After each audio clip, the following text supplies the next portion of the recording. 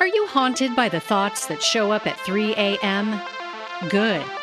This is where we follow them, where science meets ritual, humor meets reckoning, and aging and identity are viewed as evolution.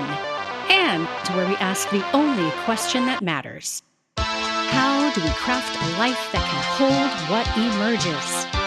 Candles optional, curiosity required. Ghosts welcome. I'm your host, Julia Bernacchi, and this is Agecraft After Dark.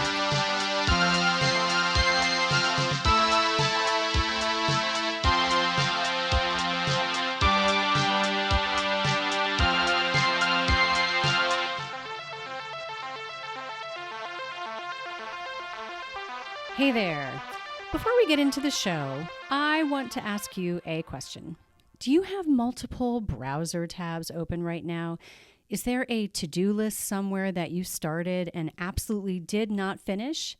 Did you sit down to do one thing and somehow ended up doing 3 other things and also none of the original thing? Yeah, me too. And also, I made something for us. I am hosting the Magpie Circle, a one-time virtual workshop for women, genderqueer, and non-binary adults with ADHD who are done pretending the neurotypical playbook works for them. In 60 minutes, we're going into the real stuff. Time blindness, the actual neuroscience of why you're always late and somehow always shocked it's Thursday. Emotional dysregulation, the part of ADHD, that nobody talks about until you're like crying over a mildly passive-aggressive email. And shame, because most of us have been quietly believing we're broken since about the 3rd grade. And it's time to put that story to rest. No toxic positivity, no just use a planner energy, which, I can't stand that when people say that, can you?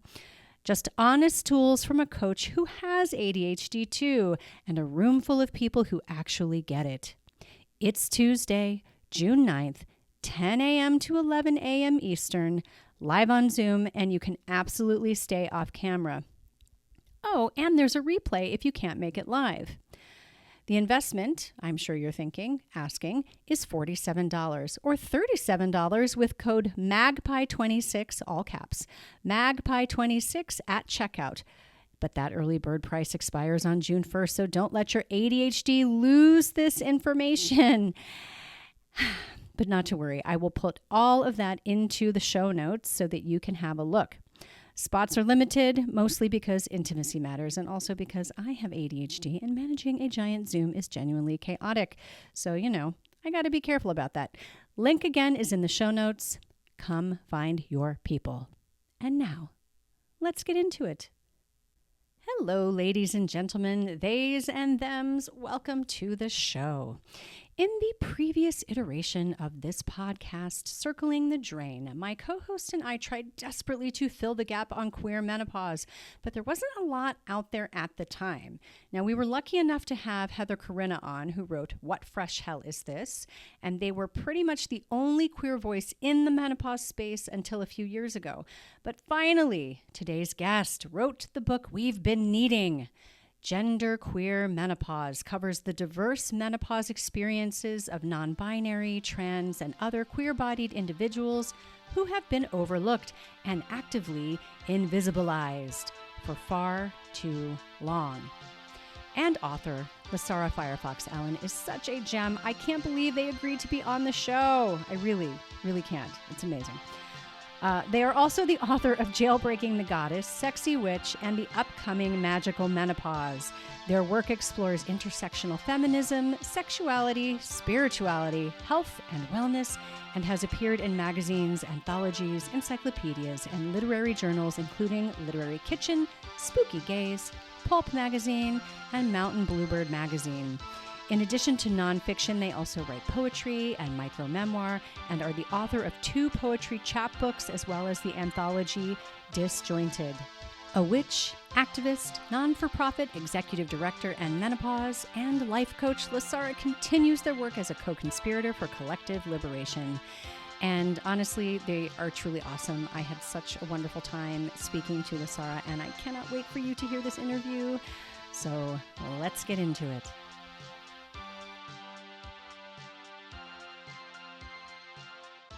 Hi, Lasara. Thank you so much for coming to the show today. It's a pleasure, Julia. I'm super excited to be here, honestly. I'm glad you're here. We're going to dive right in. I'm just going to ask you to start by stating your name, your pronouns, your age, and what's been keeping you up at night. For sure. So my name is Lasara Firefox Allen. My pronouns are they, them primarily, although I'm moving into some inquiry about that. I'm Okay. a real believer in, you know, changing till we die. And let's see, I'm 54. I'll be 55 in May, so that's just around the corner.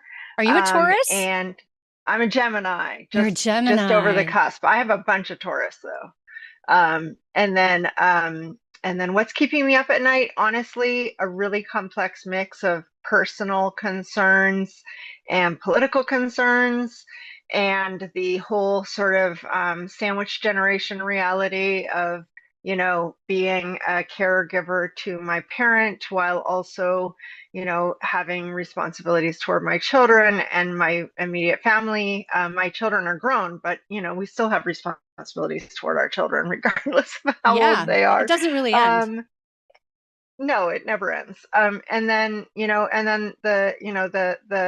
the secret sauce of, I know we'll talk about neurodivergent some today, but how all those stressors are playing on my diagnoses. That's what's keeping me up at night. Yeah, I relate deeply to everything that you just said for the most part. Yes. And we will definitely touch on the neurodivergent stuff. But yes, these times are very complicated. And I think Gen X, we've been doing a really good job of naming. We have really good names for everything. So, Sandwich Generation is one of my favorite. It's very real.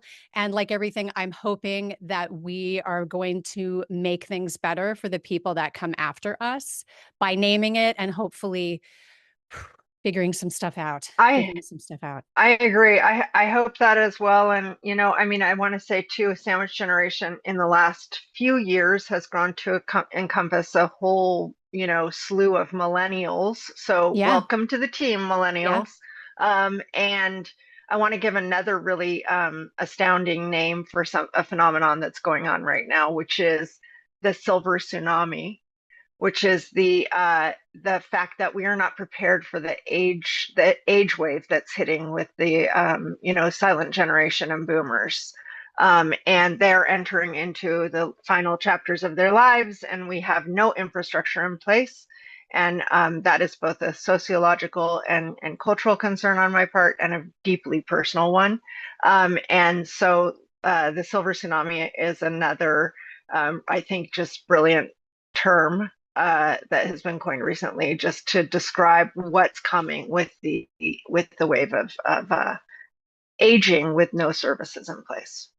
Absolutely. Something I think a lot about, and I'll try not to diverge too much from moving forward in our conversation.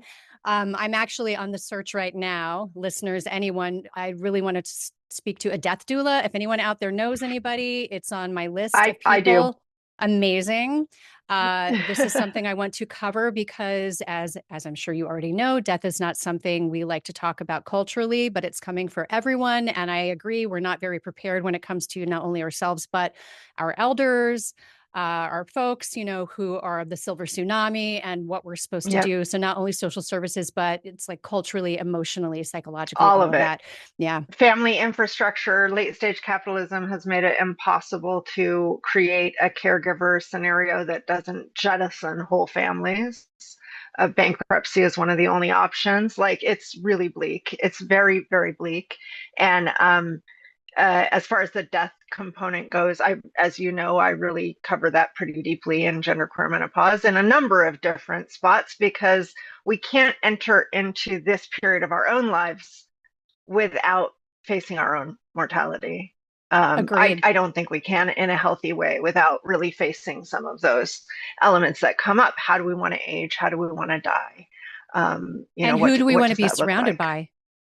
Who do we exactly. want to be? And I'm going to put What a is a pin in good that. death, you Yeah, know? because we're gonna get into that a little bit more, and I have one more thing I want to ask before we dive in. So as I ask everyone, I'm going to ask you to tell me where you are personally in the liminal space of aging and identity, and just some context. That means, maybe what you feel like is ending, what is beginning, or even emerging. Yeah, that's a really great, rich question. I could speak on that for a whole hour, I'm sure. I am postmenopausal by about, well, coming up on 5 years now, 5.5 years.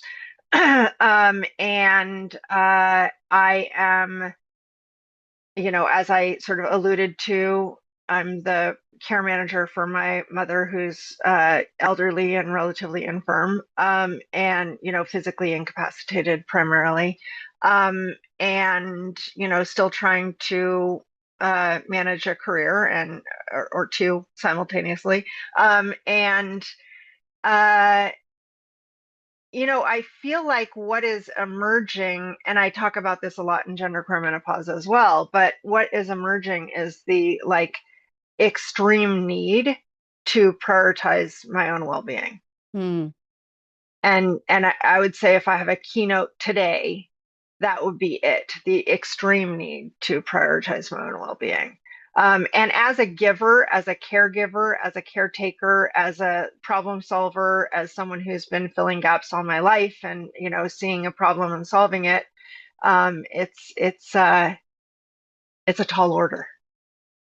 It is. And I find that a lot of clients who come to me in this phase of life, whether they're peri, in menopause, postmenopausal, as in like just a few years, they're prioritizing themselves for the first time in their entire lives. That's what I'm encountering. I don't know Right. if you are in your practice. I mean, I've done a huge amount of work around learning how to take care of myself as a person who lives with a neurodivergent profile.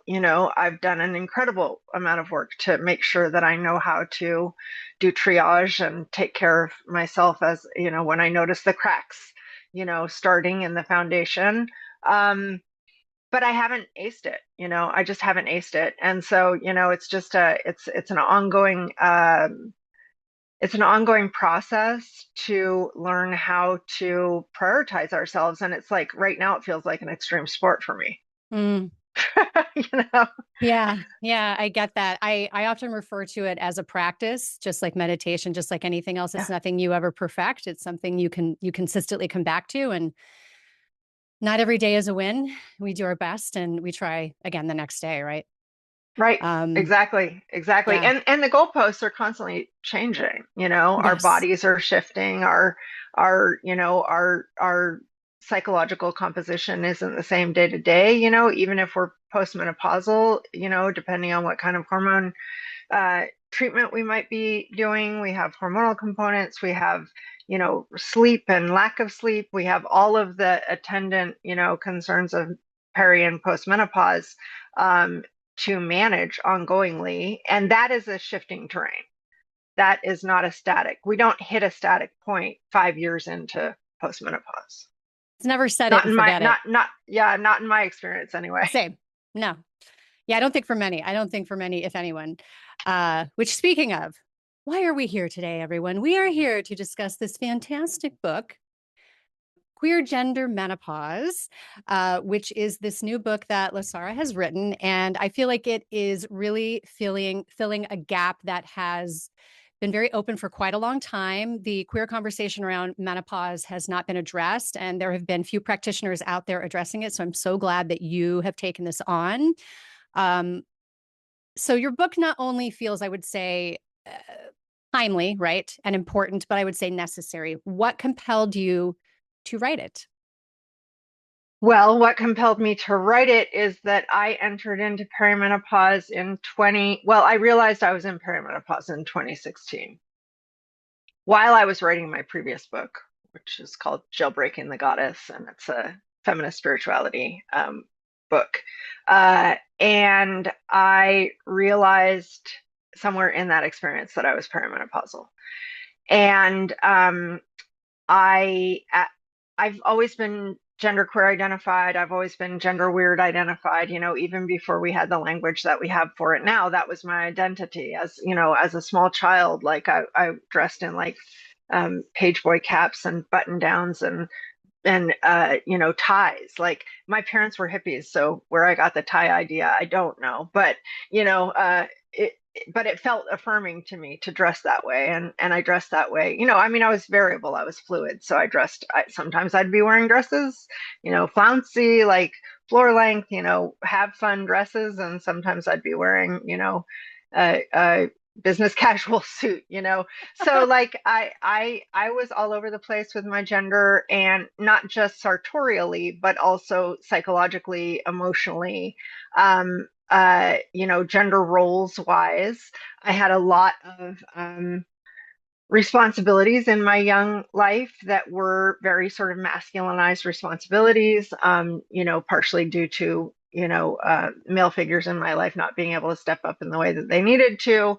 And I filled that space. I was happy too. I worked on cars. We lived off grid. So like when we needed to power up something for 20 minutes, I would go out and connect the converter to the battery of the car, like that I did all of These are I all would great chop wood. skills for the apocalypse, by Oh the yes, way. So yes, I'm yes, going to I be know. hopping in a car and driving out to meet you in California. I am the best apocalypse buddy. So yeah, I mean, dressing out livestock, et cetera, et cetera. All of those skills, all of those things, those were my area. Getting on top of the roof in a storm and tarping a window so it wasn't pouring rain inside. And I was very small when I was doing these things. So in some, I do think that there's a component of gender that is relational and sociological, at least for me, like not for everybody necessarily, but for me, I know that my gender expresses itself somewhat relationally at times. And so the necessity of me showing up in that masculinized space definitely interplayed with my own sort of naturally occurring gender identity. So all that to say, I've had a very fluid sense of gender all of my life. Before we had the terminology, it was still true. And then as we gained cultural terminology around it, I used it, and I was calling myself genderqueer for a long time, and then I entered into deeper into my gender journey during perimenopause, honestly, which I think is interesting. I think it Yeah. happens to more people than we think.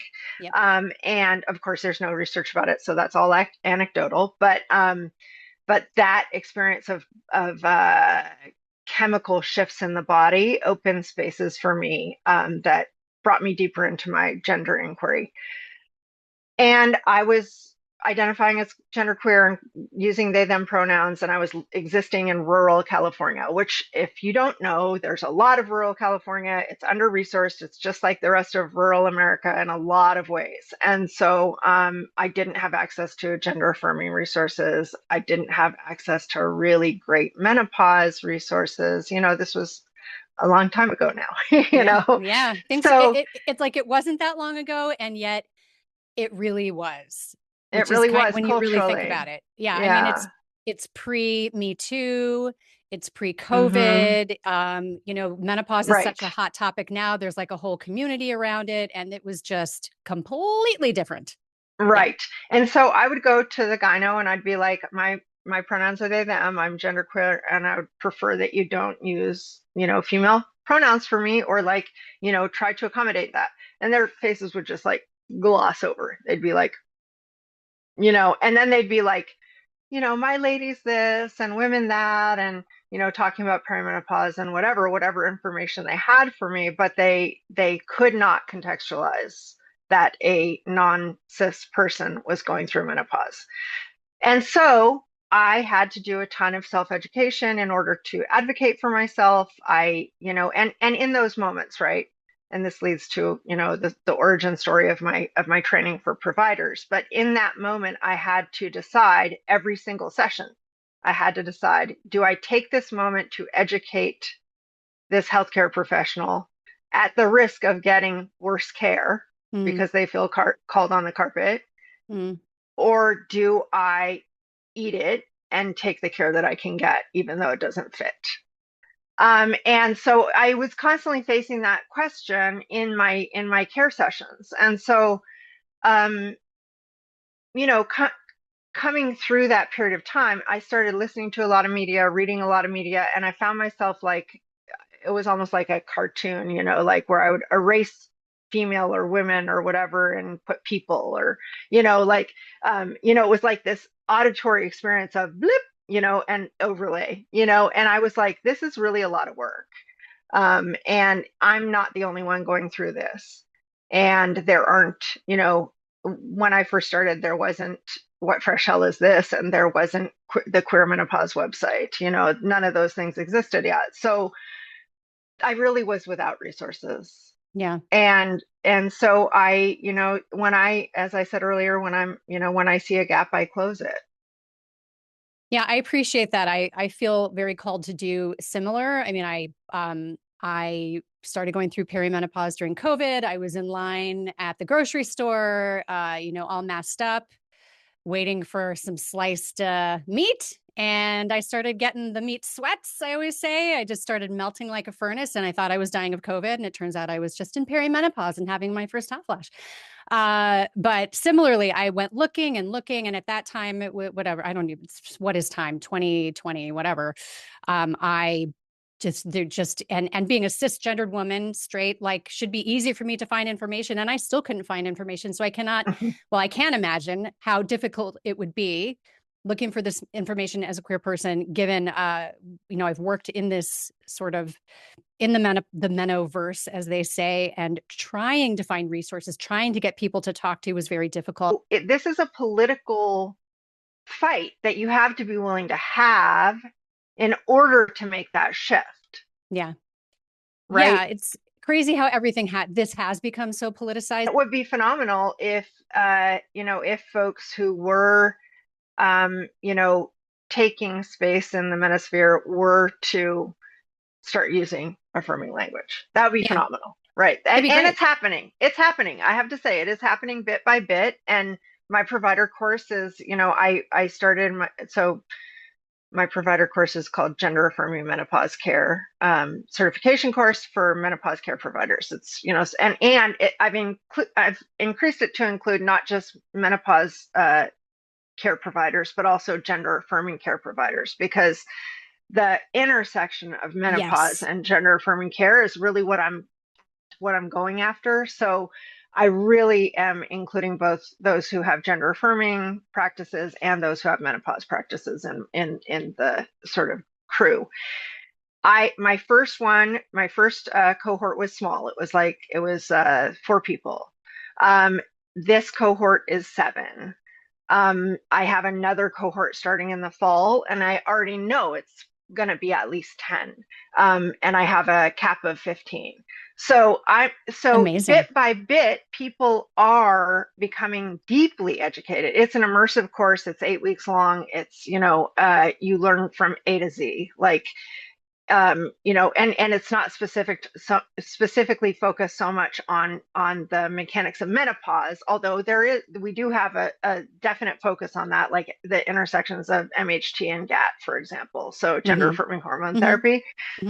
So because myself and my friend Dr. Kristen Gianellis just published the first article on standards of care for gender affirming menopause. Amazing. Right. So we're doing that teaching in that space. I have Kristen come in for one of the sessions. And so that whole experience is rippling out because those providers are actually using gender affirming care. And when they're in spaces that are menopause specific, they are inviting others to think about it. Right. And so that the ripple effect is happening, not just from the work that I'm doing, from the book, from the podcast, from the sort of like turning on of the light, it's happening. Yeah, no, I do see that. And I, as being board certified, I have to get CECs to maintain my board certification as a health coach. And you and I talked about this briefly over Instagram, how I'm always looking for CEC classes. Right. And, it's always a challenge going on to the NBHWC website when I'm looking for CEC courses and something I actually want to do, and not just to like get the credits. Right. We're all in that position trying to maintain our CECs. And I think I found maybe like one course out of like 100 or something that had anything to do with gender affirming care. And so my hope is that you're correct and that we get a lot more of this in the education world for doctors, for any kind of practitioners working in this space, that Mm-hmm. we have more education. I think people do want it, and sometimes it can Yes. be very hard to find. So I'm so Oh, glad you're yeah. doing this. Yes. Thank Yes. you. Yeah. Now, one of the things I do want to talk about with your book that I actually, well, that I loved so much as well, and Mary Claire Haber, I will tie this together. It's going to come together. My brain is slow today. So she's written a lot of books. I've read all of her books, and they're great. And there's a lot of good information. For example, she cites a lot of good information. It's very what's the word I'm looking for? It's not in the most pedestrian language. I think a lot of her stuff, whereas I find yours so relatable. um, Mhm. and and you actually include tools and exercises and prompts and things to do, and those are the things that are missing from some of these other books. And that was another thing that I loved. So what made that such an important thing? Like, why was that important to you to include in the book? Well, so this is my third book that has been published. Like I've written other books, but I didn't publish them. But this is my third published book specifically. Yeah, I have by the other way, stuff that listeners, they have written quite a few. I have not had a chance to read them all. Yes, but we're definitely going to hit on Yes. that a little bit as well. So and I mention that because this is just the way that I write. And it's the way that I write because it's the way that I think and the way that it works for me. And like I always, in the beginning, like in the introduction of my books, I can't remember if I did this with genderqueer menopause or not, but I often invite people to read through once and then read through a second time and do the exercises. Because one of the things that happens is, with me, even like I'll be doing an exercise heavy book and I'll get stuck on one and I won't go past it, right? So I want people to read the whole book, get all the info, Mm. and then backtrack and do all the exercises, right? Because the meta perspective on the topic is very important, honestly. It gives context.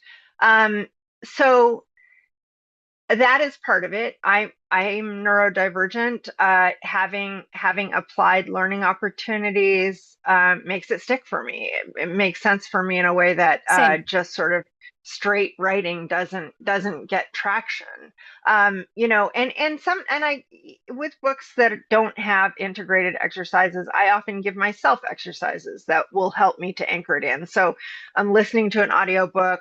If the book grabs me in a certain way, I will order a paper copy. Then I will highlight the areas or mark the areas or whatever that I feel like I want to integrate and work on, and then I'll do some work around it, whatever that looks like, right? So I'm constantly giving myself that kind of homework. And again, like not everybody needs or wants that. They don't need or want to do it. That's fine. Pass it by, But for those of us who do need sort of triangulated hands-on Mm-hmm. learning opportunities, this is going to work very well. And I think also like when things stay sort of like on the page, they're just very theoretical. Yeah, which look, I guess to your point, it depends on how you learn. Some people that's enough. I think for a lot of people, they really enjoy the opportunity to be guided into doing some work. Hmm. At least I do. Yeah, Yeah. no, I agree. And I think it does give a whole different sort of traction, depth, Yeah. for the work. Like you end up able to take it away with you in a different way. Totally. And for anybody watching YouTube, I'm holding up their book right now, and you can see I have little tags and little folds because this is what I do to books and then I have a tarot card in here. Just, when you Love have too it. many decks, I feel like I take a deck Right. and I just use it as a bookmark. What is the card and where is it? I want to know. That's a really good, yeah, we should look at that. The Hermit. Perfect. Okay, Okay. great. Love it. Oh, Grief and Genderqueer Menopause. That's what the page There is. you go. There you go. That's a very good chapter, and I hope that people Yes. get as much out of reading that chapter as I got out of writing it, honestly.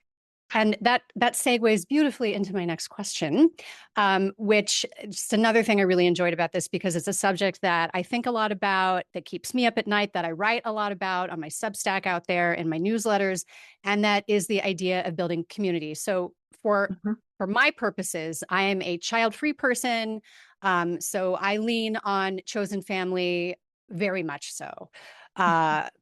You talk, about kind of what that is like, what that can look like, kind of making plans for your future. You talk about like financial literacy.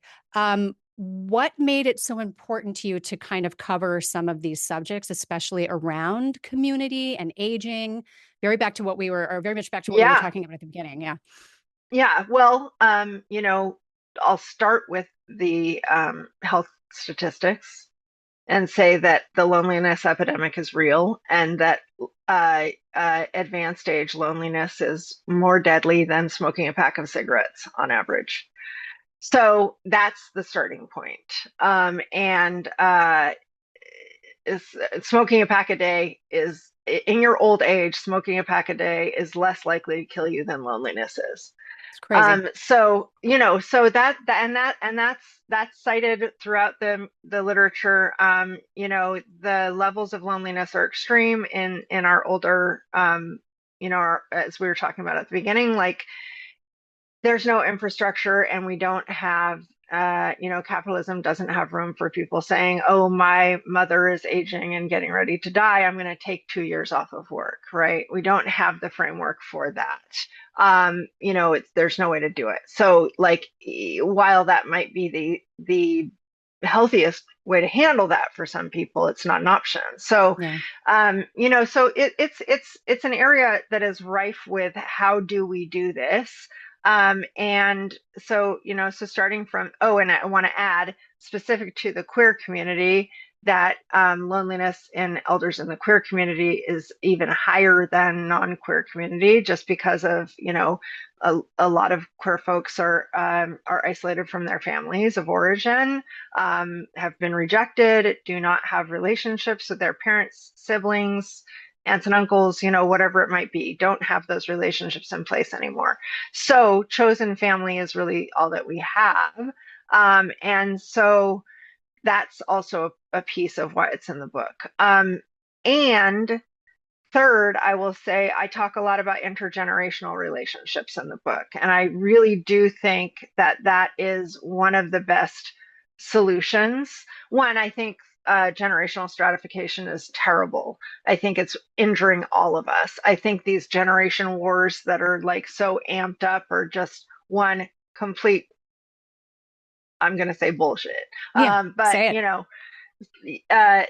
and and unnecessary and not real, and so silly. And the thing about it is that because we are generationally stratified in this culture, we are losing through lines in our personal histories, in our cultural histories, etc. So, I'm 54. I came of age in the advent of the AIDS epidemic, like in the middle of it. I grew into adulthood in the thick of the AIDS epidemic in the Bay Area, right? I lost my first person to active AIDS at 16. I started doing hospice care with AIDS folks, active AIDS, end stage AIDS, folks suffering active end stage AIDS when I was in my late teens. I started doing safer sex education in my late teens because I felt very passionate about protecting my community from contracting. And so, AIDS and HIV really impacted me deeply on a personal and a cultural level as a queer person. And so, my generation, my queer generation, lost a generation of elders and age peers to an active epidemic that was Yeah. not recognized by most of our culture, Yeah. right? Thank you, And Ronald Reagan. so, yeah, terrible. So that's a huge part of it too. Like I have a personal Personal stake. stake in it, Yeah. and also just a personal sense of like urgency around those lost threads. Like we're missing threads. So how do we reweave that? And I think one of the ways is, I talk about like co-mentorship models in my book, in genderqueer menopause. I talk about co-mentorship. And what I mean by co-mentorship is like there are models of co-mentorship where, for example, they're a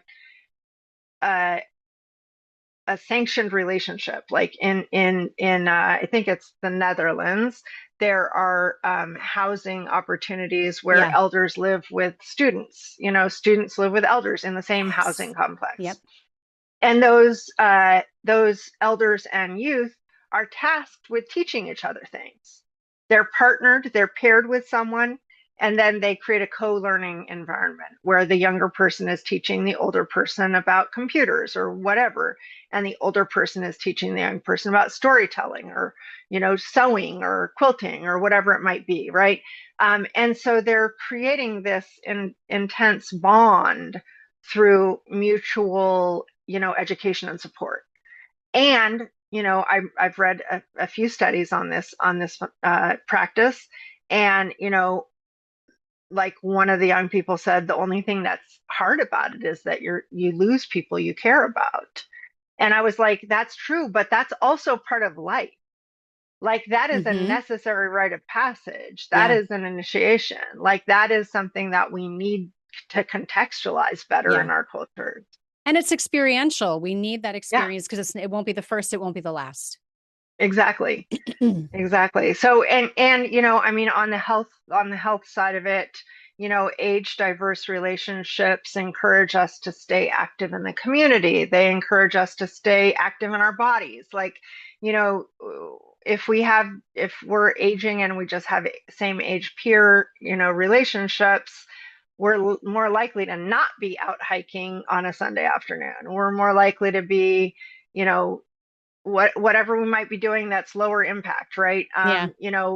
I want to be going to Pilates. I want to be out hiking. I want to have people in my life who are encouraging me to stay active and physically, fit and together, because that is what's going to, I already have a lot. I have high ACEs. I have a lot of like determining factors that say I'm not going to live a whole long time. I'm trying to work. I quit drinking. I don't party. I'm trying to do as much as I can in this chapter of my life to live as long and healthfully as I can. And those age diverse relationships are part of that. Yeah. I remember reading something about that, and I think you're right. I think it was the Netherlands that it also feels right. The Hmm. Netherlands feels Hmm. right.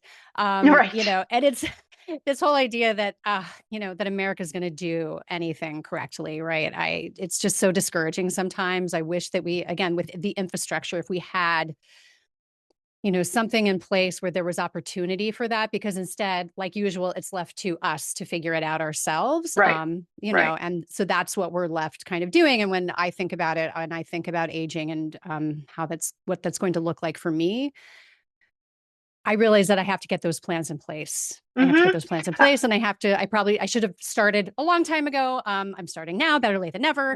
What do they say? The best time to plant a tree was 10 years ago. The second best time is now. Is now. Love that. So Yes. I wanted to say too, I think peer relationships are equally important, and that that we do need that, not just age peer but like experience peerage.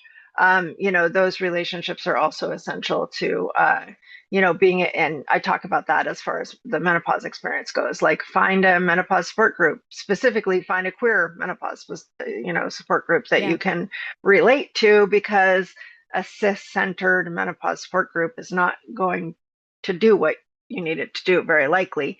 And if you can't find it, make it. Yeah, I mean, again, I think about that, yeah, all of the time. My chosen family, I cultivate those relationships. They're very important to me. And I was speaking to a client about this the other day, who's going through a very difficult time. Just that I feel like our culture puts a lot of stress on romantic relationships and not a lot on the other relationships in our lives, which in many ways can sometimes be more important as we get older, particularly if your person passes away under, for Mhm. whatever reason. You need those people to coalesce around you and lift you up, and if Yes. you don't have that, it can be very, very challenging. So, Destabilizing and yeah, all of those yes. things. It can completely blow up. So, I mean, yeah, we absolutely need to be, and I want to say too, that this, you know, gender-based stuff, you know, folks who were socialized as female are much better at building those relationships, Mm-hmm. by and large. This isn't necessarily as true in the queer community, but in relationships that trend toward, any kind of heterosexual or reminiscent of heterosexual format, there are factors to take into account as far as, making sure that everyone is, having the tools that they need to get the support that they need, because some of us are more resourced in that area just because culturally it's Truly. encouraged. Yeah. Um, and some are less so. And those who are less resourced, sometimes need a certain kind of encouragement, sometimes need external supports, like whatever it might be. And I'm not saying, take care of your men folk. Like that's not what I'm saying. I'm just saying, like, be aware of the sociological Mm-hmm. components that make it more likely for folks to age in isolation, whatever those are, whether that's Yeah. queer identity, whether that's gender identity, whether that, whatever those factors might be. Another thing I really loved about your book is that you offer a ceremony. And as a person who enjoys ritual, which we're going to also talk about more, I enjoyed this offering of a ceremony for grief. Yeah. Um, I think that we are under ritualized as a culture, which is part of our problem. Hmm. We don't we don't have rituals in place for huge milestone events like puberty and pregnancy and menopause and death, these huge milestones. And there are some religious uh, uh, opportunities, within those cultures where they have some ritual around these things. Some are better than others. And I certainly take from like whatever works for me. I kind of take from whatever works. Um, but I think we need more of that, and that's part of the problem. I think that's why people struggle so much with these Hmm. milestones. I guess what do you think we lose when we don't mark these transitions, and how can ritual help fill that gap? So, if I remember correctly, the ritual that you're talking about is the releasing Ceremony of ritual. release around grief. Yes. Yes. Yeah. So, the reason that I include, and I'm a ritualist, so it's wild that I only included that one ritual in there. But it's not a ritual book. My next book that I'm writing right now is called Magical Menopause, and that will be Yes. a ritual book. Woohoo. But that I felt like that was a necessary element to have in that chapter on grief, because the chapter on grief is very heavy. It's very heavy, and I didn't want people letting that just sit in their bodies. I wanted them to have an opportunity, because it's gonna, I mean, that chapter it's designed to Yeah. even bring up the areas that we haven't been looking at. It's designed to bring up the areas that we may not have, had the time or taken the inclination to sit with yet. And so that is an intense ask. And I just wanted, and just so everyone knows, there are content notes at the beginning of I was each about to chapter. If you say, want to, yeah. if you want to skip the chapter, it's up to you. I don't recommend it. But if you're in a place where that would be too much, like, I get it, come back to it later. Just to say, there is a lot in there that is designed to make us question our relationship with grief and aging and loss, and all of those things. And so I wanted to give people a way to move through that so that they could go on with the rest of the book and not be stuck in this, stasis, basically. And I also think, yeah, like it's a really simple ritual. It's a really sweet ritual. It's easy to do. It doesn't take a lot of production. It's not like you don't have to know how to do magic to do it. Like it's a Yeah. very sort of pragmatic, self-explanatory one-off, And so, um, yeah, I included that just because I didn't want people to get stuck.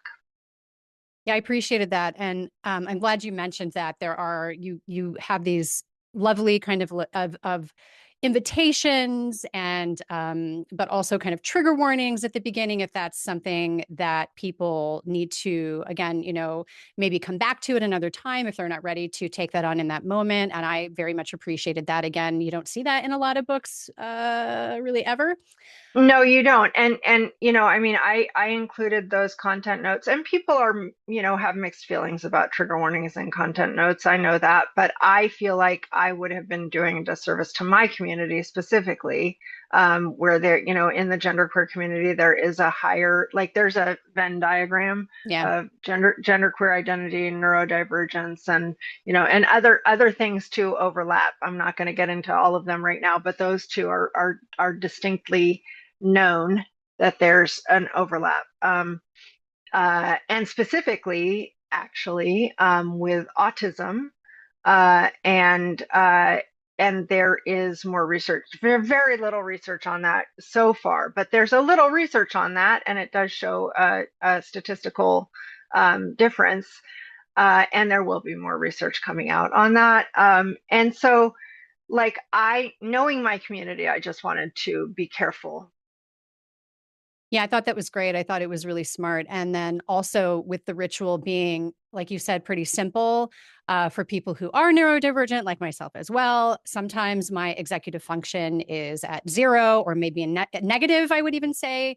And as a practitioner, sometimes ritual looks like just pen and paper for me, or just a thought. Like I just can't, sometimes I Yeah, can't bring myself to draw, like cut a circle and call corners and do a thing. I just don't have it. yeah. I don't have it in me. Can't do it.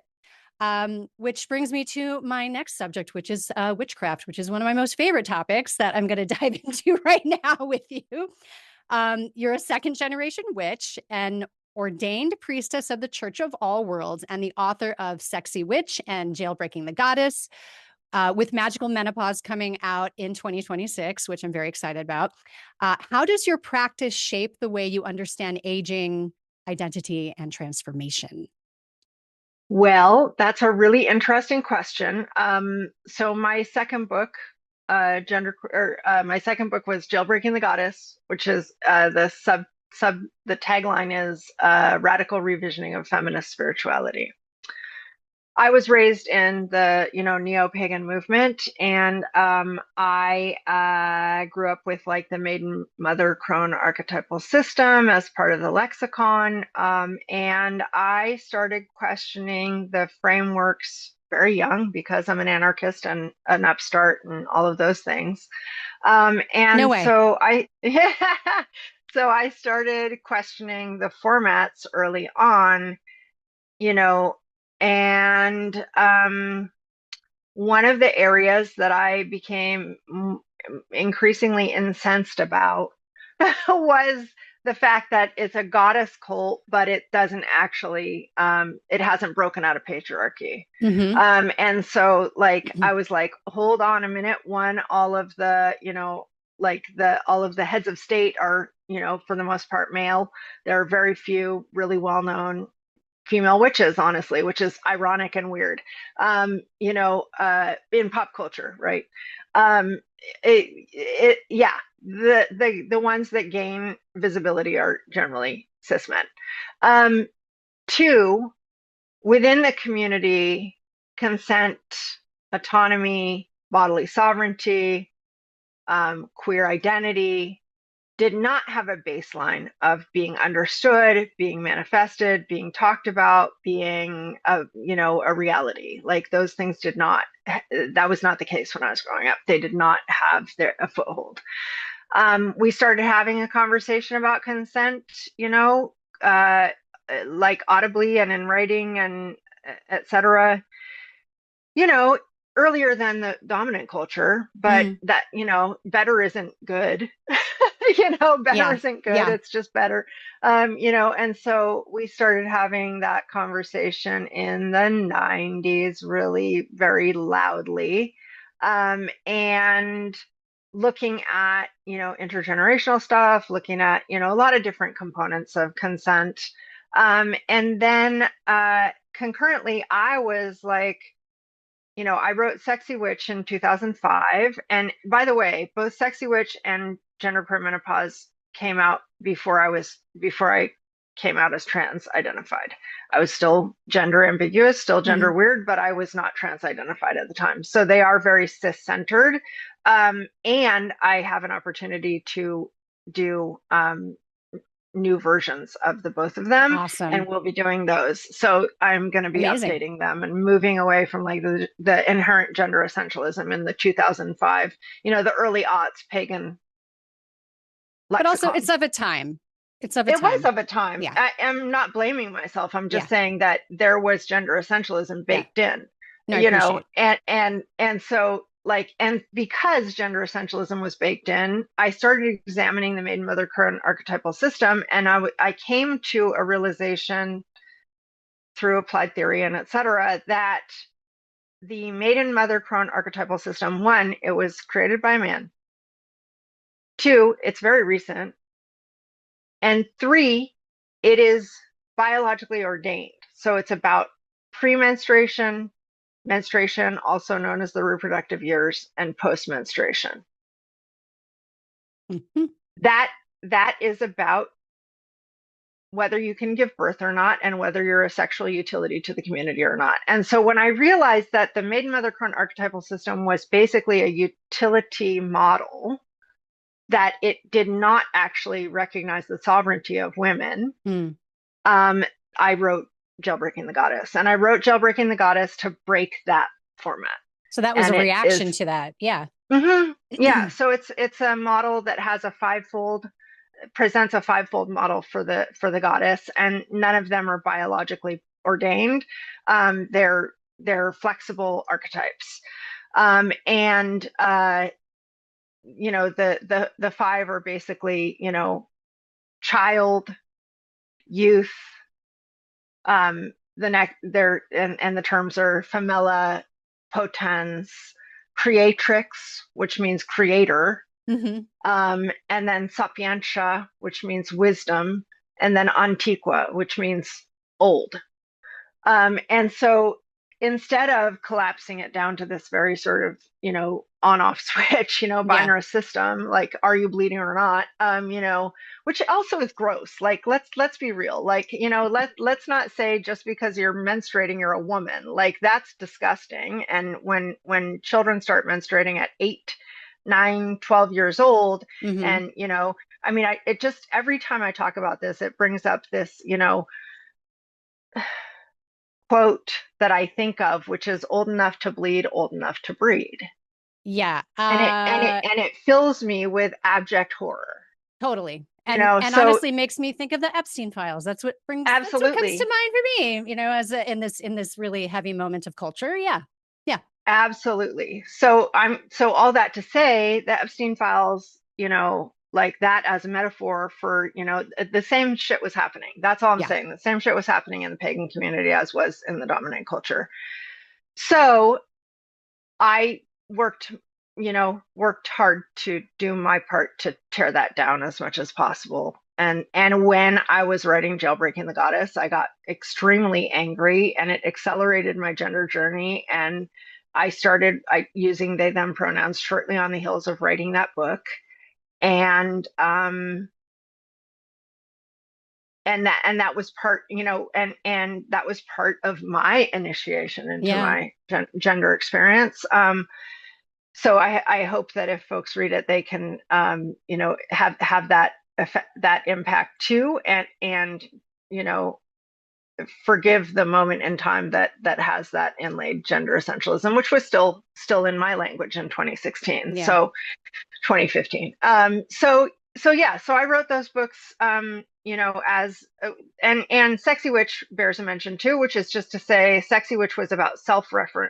Sovereignty has been a through line for me. Sexy Witch was about self-referential sexuality. It wasn't about how to be sexy for somebody else. It was how to live in your body as a sensual and sexual being for yourself, for yourself. Yeah. Yeah. Right. So yeah, so it was very, very little of it had anything to do with partnered uh, exercises or any of that. It was very Gotcha. much self-focused. Yeah, I'm excited to check these books out. Again, I didn't have time to read every single book you scheduled so fast. I was like, this is amazing. And then I was like, I have to read this immediately. I can't read all this. I was like, oh, so many. Right, But right. they're Well, on I my can always come list. back later. Yes. And I will drop all of that information in the show notes for everyone to check that out as well. Uh, we are reaching the end of this episode and entering one of my favorite parts, which is where I ask you to tell us a spooky story. And again, this can be like a haunting, but it can also be a time of kismet or listening to your guts. Hi, strange. Anything qualifies. Please tell us your story. Okay, so I'm excited about this one. This is a perimenopause haunting story, and I was haunted by the ghost of Lasara future. Basically, I mean, for a lot of people, perimenopause shows up first as anxiety. And we are not aware that that is one of the first sort of waves of perimenopause, but for many of us, it is. Yeah, I would And say in I started, retrospect, that's how it showed up for me. Yeah. right, right, right. As we sort of look back, oh, yeah, that did happen before a hot flash ever came into to the picture. So I started experiencing really intense anxiety, and I was being woken up in the middle of the night by it. Like it was in my body. And I Mm-hmm. have PTSD, so of course it makes sense that anxiety would trigger it that way, and I'd be like, waking up to, full alert.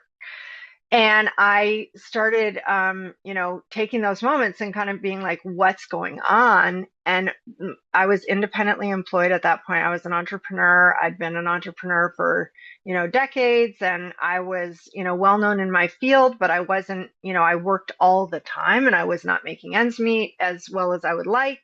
I mean, of course, I was getting by, but I was not able to, I wasn't in a space where I was able to, build any security long term, et cetera, et cetera. So I took those moments and I was like, what's going on with this level of anxiety? And my subconscious mind was yelling at me, get your shit together. You are going to die on the streets. And That's heavy. That's that was what heavy. happened to me. And that motivated me to go back to school, get my master's in social work, and change my whole life trajectory. And the rest is history. But yeah, so that was my haunting. My haunting was like literally future presence of mind calling me on the carpet to To make a get change. some get Make a get change. some stability under me. Yeah. Wow. I really relate to that. I never viewed it as my future self, but now I think I will because similarly, COVID hit and I was like, you're really unhappy. You want to stay this way the rest of your life? You want to keep doing this job that you don't like? Do you, how do you really want to spend the rest of your life? What is that really going to look like for you? And I totally, yeah, just changed everything, went back to school, took me a few years to get out of that job. And don't get me wrong, couldn't have done those things without that job. And I am appreciative of that. But, Hmm. Hmm. definitely like huge change got out. And I'm glad you listened. I'm glad I listened. I think we're both happier. So huzzah to that. Exactly. All right. It is also time for Between the Lines. Now, this is my bibliomancy segment. And I have to say, I'm very nervous to do this with you because you're like a profesh and I am just messing around, but we're going to go for it anyway. So we have two choices of books here. We have Floriography, Victorian era, one of my favorites, Hmm. flowers. And then we have Ornithography, which is birds, also one of my favorites. Which book are you feeling called to? We're gonna go with the flowers. The flowers. Okay. So, do you have a question in your mind? I mean, when I was reflecting on this, my question was like going to be very sort of like what's in store for, us all as we move into, move toward a more affirming reality, Ooh, ideally. Like, what yeah. is that going to look like, right? So I think I'll just stick with that. Yeah. Okay. All What right. what is, so it's kind of vague, but like, yeah, what is it? What is it going to look like? What is it going to take? What is it going to take for us to get there? Let it be good. Like, all Exactly. right. Whew, let's see where we are. All right. So the flower that was selected is jasmine, which means Nice. amiability and cheerfulness. Okay. Origin, jasmine's light and lovely scent, along with its elegantly shaped blooms, perfectly convey amiability and cheerfulness. It is often used in weddings and celebrations, especially in the Philippines, Pakistan, and Indonesia, where it is a native plant. You would pair it with an iris to show admiration for a friend's strength of character, or a crocus for a kind and generous loved one, or one with a particular zest for life. I enjoy that because I lately, being a very low executive function, a lot of the time, sometimes I'm just like, finding joy is an act of resistance. Being happy is an act of resistance. What do we think? I love it. I'm into it. And jasmine is such a, I love jasmine. Jasmine is a beautiful flower, both, physically and the aromatics and, it's really gorgeous. And I like that answer. I mean, that's like a way better answer than could have come. Could have gone really Could wrong. could could have gone, yeah. So I'm glad. I'm glad that the answer is, be happy and the rest will follow. Yeah, that is my hope. That really is my hope, truly. Lasara, this was so incredible. Thank you so much for doing my show. Let people know how they can find you, how they can find your course, your books. Tell us everything. So the best place to find me is on my link tree, which is Lasara Firefox Allen.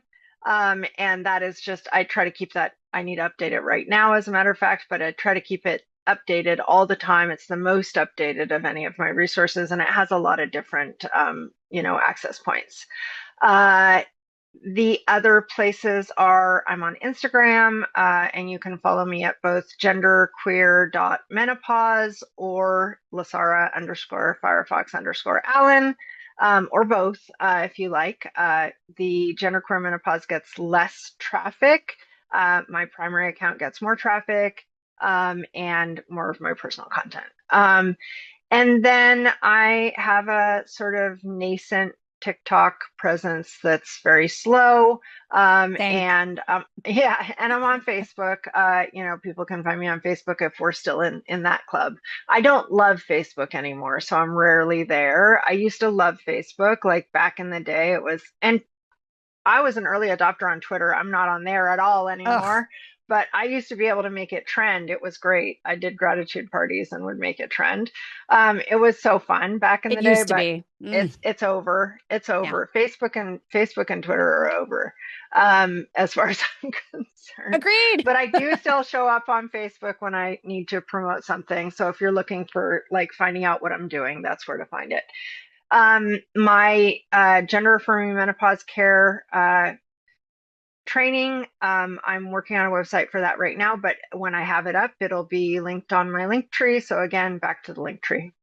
And when is your next cohort that people can sign up for to keep an eye out? My next cohort is starting the first week of November. So just on the heels of World Menopause Month. So Amazing. October is Menopause Month, and I didn't want to launch it during Menopause Month. So, because there'll be a lot going on. Truly. So for those who want to be in that cohort, the sooner you sign on, the more bennies you get. So, like, sign on sooner. I also love to know that I have critical mass for the training early, and so I make it worthwhile to sign on early. Awesome.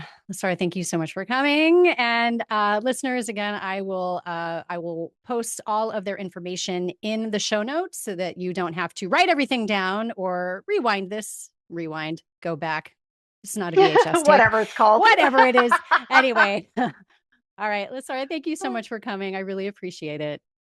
It was really delightful. I had a great time. Thank you for having me, Julia. And serious, like if you want to have me back after you read the other books, I'm all for it. Thank you. Agecraft After Dark is written, produced, and edited by me, Julia Granacki. Theme music Bernard Burnett by Ivy Virus. Have a question or a spooky story? I want to hear it. Leave me a message at speakpipe.com/agecraft, and you might just hear yourself on the show. For more Agecraft content, join me on Substack at agecraft.substack.com. If you'd like to work with me and learn more about all of the things, head to juliagwellness.com. Thanks for listening. Remember, visibility is activism. And until next time, stay curious, stay a little haunted, and I'll see you in the dark.